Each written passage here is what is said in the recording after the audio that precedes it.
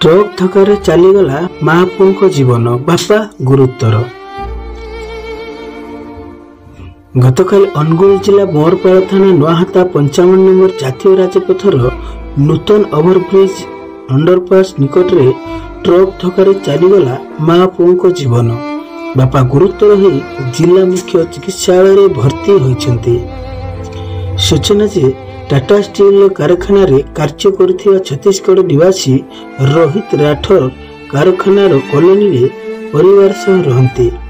आज अपराह्न समय बाइक जोगे स्त्री मनीषा राठौर एवं 4 वर्षर पुओ हर्षद राठौर को नहीं बोरपाड़ अभिमुखे आसुथिबा बेले पछरु आसुथिबा एक कोयला बोझी ट्रक बाइक को धक्का देवा सह बाइक उपरे चढ़ाई देथिला, जहा फल घटनास्थल स्त्री मनीष को मृत्यु घटी। स्थानीयवासी संगे संगे बाप पुओं को उद्धार करी अनुगुल मुख्य चिकित्सालय को पठाई देथिले। चिकित्साधीन अवस्था पुओ हर्षद को डाक्टर मृत घोषणा करथिले। सेपटे रोहित अवस्था गुरुतर थियारु चिकित्सा जारी रही।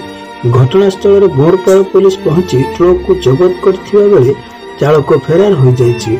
दुर्घटना को नहीं स्थानीय बासिंदा जातीय राजपथर ट्रेन निर्माण कार्य को दोष दे घटनास्थल उत्तेजना प्रकाश पाइथिला बेले पुलिस स्थानीय लोकों को बुझासुझा कर मृतदेह को जबत कर देवचक निमंते जिला मुख्य चिकित्सालय को स्थानांतरित कर।